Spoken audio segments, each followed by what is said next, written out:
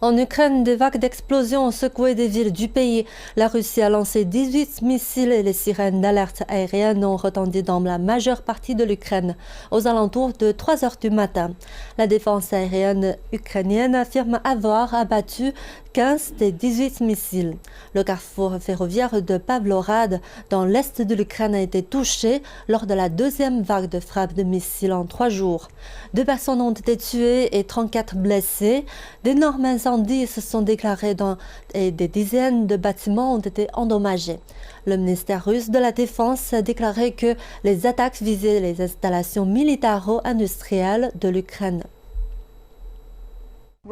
Le ministère russe de la Défense a déclaré avoir lancé des attaques depuis l'air et la mer de missiles de longue portée et de haute précision contre des installations du complexe militaro-industriel, des dépôts d'armes et des usines de munitions ukrainiens. Selon Moscou, toutes les cibles désignées ont été atteintes.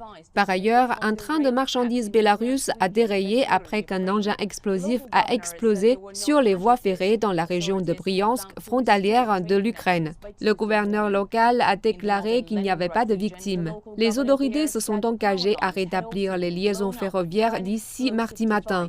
Dans la région septentrionale de Leningrad, le gouverneur local a déclaré que les lignes électriques avaient également été soufflées par un engin explosif à 60 km au sud de Saint-Pétersbourg. Il a ajouté que le FSB, le service de sécurité russe, avait ouvert une enquête criminelle sur un possible sabotage.